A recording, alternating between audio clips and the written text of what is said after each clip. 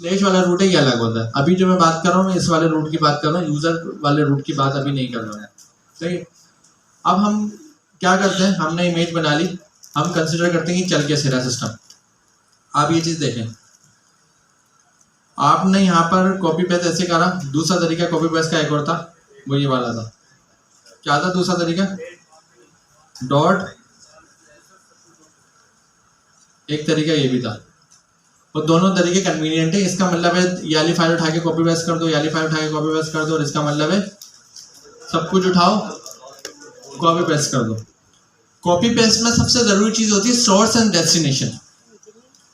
अगर आपने कुछ कॉपी करना है तो आपने एक सोर्स देनी है कि उठाना क्या है, फिर आपने एक डेस्टिनेशन देनी है रखना कहाँ पर है। सही। लाइक अ फ्रेट, कि अगर आपने कोई सामान एक जगह से दूसरी जगह किराए पे लेके जाना है किसी ट्रक में, तो आपने उसके सोर्स और डेस्टिनेशन बतानी है कि यहाँ से उठाना है और यहाँ पे रखना है। कॉपी में एक अच्छी बात है कि मल्टीपल सोर्सेस आ सकती है, मतलब एक जगह से सामान नहीं उठा रहे, हम 2-3 जगह से उठा रहे हैं, तो आपने यहाँ पे 3 सोर्सेस बता दी। इसका पहचान ऐसे होती है कि जितनी भी हमारी चीज़ें लिखी हुई सब सोर्स है, लास्ट वाली डेस्टिनेशन है।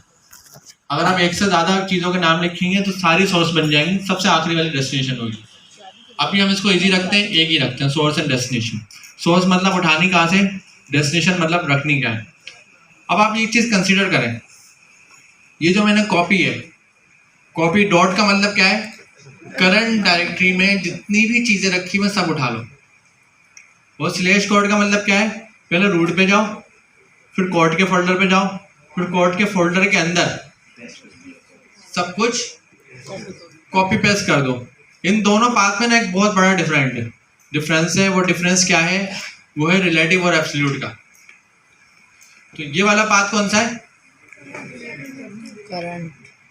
रिलेटिव एब्सोल्यूट है, रिलेटिव है क्योंकि इसमें रिलेशन बन रहा है। और ये वाला पाथ क्या है, एब्सोल्यूट पाथ है। रिलेटिव और एब्सोल्यूट पाथ का आप ये कंसिडर कर लें। फॉर सपोज वहां पर कोई स्टूडेंट यहाँ पर बैठे हुए जिसका मुझे नाम पता हो पहले से,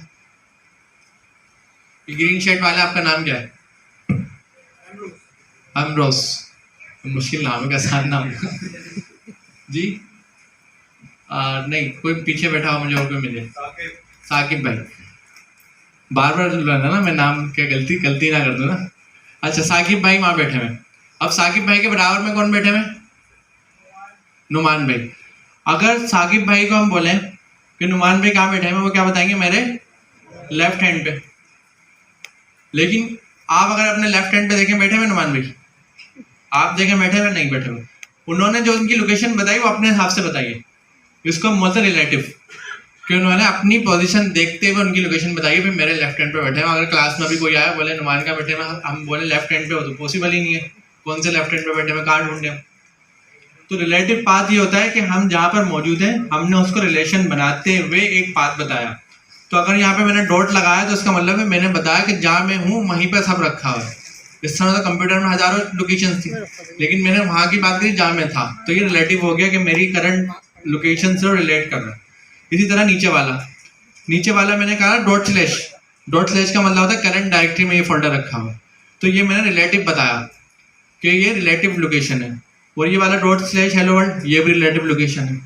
लेकिन इसके आगे जो कोड है ये एब्सोल्यूट लोकेशन है। एब्सोल्यूट लोकेशन क्या होती है कि हमने ये नहीं बताया कि साकिब भाई के बराबर नुमान भाई बैठे हुए, बल्कि हमने ये कहा क्लास में आओ, स्टेयर्स पे 11 स्टेयर्स पे जाओ, 11 स्टेयर्स पे जाने के बाद राइट हैंड पे 4th सीट के ऊपर नुमान भाई बैठे हैं। अब ये सबके लिए सेम है। अगर मैं किसी को भी इस क्लास में बैठे हुए बोलूँ भाई 11 स्टेयर्स में 4th सीट पे नुमान भाई बैठे हुए, आप सबके लिए सेम बात है। कोई भी आए सबके लिए सेम है, उस कोने से लेकर उस कोने तक चाहे मैं हूँ, कोई भी XYZ बाहर से आए, सबके लिए लोकेशन सेम है। इस लोकेशन को हम एब्सोल्यूट बोलते हैं क्योंकि इसमें क्या है, कोई रिलेशन नहीं बन रहा, बल्कि एक हम फिक्स लोकेशन बता रहे हैं। तो ये तो हमने कोड की लोकेशन बताई है ना, ये हमने बताना ही शुरू से करी है भाई। पहले तो स्लैश लिनक्स का, उसके बाद कोड, फिर कोड के अंदर रख दो चीज़ें, तो ये एब्सोल्यूट लोकेशन है। अब ये चेंज नहीं हो सकती, मतलब इसमें कोई ऐसा मसला नहीं, कोई रिलेशन नहीं बन रहा कि मैं कमांड कुछ अलग तरीके से चलाऊँ तो कोड अलग जगह चल रहा है।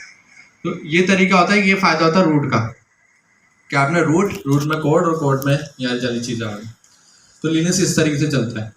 अभी के केस में हमने ये जस्ट कॉपी पेस्ट सिंपल यही चला लेते हैं। इमेज ऑलरेडी हम बना चुके हैं, अब इस इमेज को रन करके देखते हैं जी।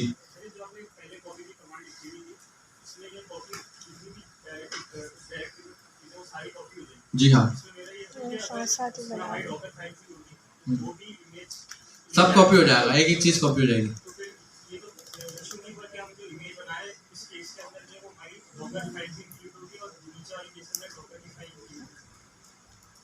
हाँ, अच्छा ये प्रॉब्लम नहीं होगी। एक जो ना एक्टिविटी होती है या तरीक़ेकार होता है कि डेवलपर जब काम करना स्टार्ट करे तो उसको फ्रीडम दो, उसको आप लिमिटेशंस नहीं दो। उसकी रीज़न ये होती है सम टाइम कोई प्रॉब्लम आ जाए और डेवलपर फंस गया तो उसका टाइम ज़ाया होगा।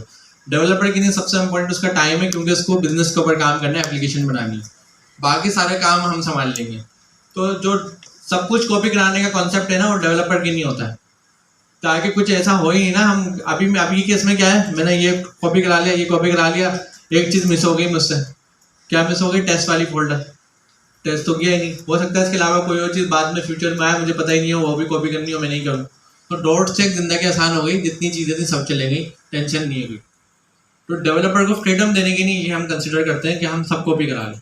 अब इसमें ज़रूरत नहीं है, डॉकर फाइल हो रही है, अभी तो डेवलपमेंट कर रहे हैं ना, तो आगे जब प्रोडक्शन में जाएंगे तो वहाँ पर हम कुछ प्रैक्टिसेस फॉलो करेंगे जिसमें ये चीज़ें हम इग्नोर करें या इसको अवॉइड करें। वापस आते हैं, इमेज बन गई, हमारा प्रोसेस भी कर रहा होता है, स्टार्ट भी कर रहा होता है। दूसरे नंबर पर रन के बाद हम जो दूसरी चीज़ लेकर आते हैं वो क्या लाते हैं? इसका नाम आप कोशिश करें यूनिक रखें। अगर यूनिक नाम नहीं होगा, पहले से सेम नाम का कोई कंटेनर हुआ तो ये एरर दे देगा। तो नाम हमें यूनिक रखना होता है, सही है। अब यूनिक से मुराद ऐसा रखें जो यूज़ ना हो या फ्यूचर में आने वाला बंदा वो नाम यूज़ ना करे। तो हम अगर डॉगर पे छोड़ दें, क्योंकि नाम ऑप्शनल होता है, तो डॉगर खुद से रैंडम नाम क्रिएट करता है। तो ये आसानी होती है कि हमें नाम बताने की ज़रूरत नहीं है। दूसरे नंबर पे हमारे पास चीज़ होती है डिटेच। डिटेच का मतलब होता है कि जो भी चीज़ चलेगी वो बैकग्राउंड पे चलेगी, मेरे सामने नहीं चलेगी। मतलब रन होगी लेकिन वो बैकग्राउंड पे रन होगी, क्योंकि ना प्रोसेस में दो टाइप के प्रोसेस होते हैं, एक होते हैं फोरग्राउंड, एक होते हैं बैकग्राउंड। फोरग्राउंड प्रोसेस होते हैं कि जब आपने नेक्स्ट.जेएस की एप्लीकेशन स्टार्ट करी npm स्टार्ट करके या npm रन डेव करके, जब आपने नेक्स्ट.जेएस की एप्लीकेशन स्टार्ट करी, अगर आप टर्मिनल क्लोज कर दें तो एप्लीकेशन चलती हुई बंद हो जाएगी या चलती रहेगी? वो प्रोसेस फोरग्राउंड प्रोसेस था। मतलब जो टर्मिनल आपके सामने ओपन था वो उसके ऊपर चल रहा था, वो टर्मिनल बंद तो वो प्रोसेस बंद। हमारे पास एक प्रैक्टिस होती है, अभी हम टास्क मैनेजर में गए थे, यहाँ तो इतनी सारी चीज़ें चल रही हैं, ये देखें कितने सारे प्रोसेस चल रहे हैं, लेकिन ये मुझे सामने तो नज़र नहीं आ रहे। ये प्रोसेस इसलिए चल रहे हैं क्योंकि ये सारे प्रोसेस बैकग्राउंड प्रोसेस हैं, ये बैकग्राउंड पर चल रहे हैं। जैसे कि अगर ये मेरा लैपटॉप है, इसकी स्क्रीन है, इसकी HDMI कनेक्ट हो रही है, इसका माइक यूज़ हो रहा है, स्पीकर यूज़ हो रहा है, ये सारी चीज़ें इसके साथ कनेक्टेड है, ये सब बैकग्राउंड पर है, बैकग्राउंड से कनेक्टेड है। बैकग्राउंड से मुराद ये है कि अगर मैं सारी फोल्डर फाइल बंद कर दूँ फिर भी चलती रहेंगी, उसको कोई रोक नहीं रहा।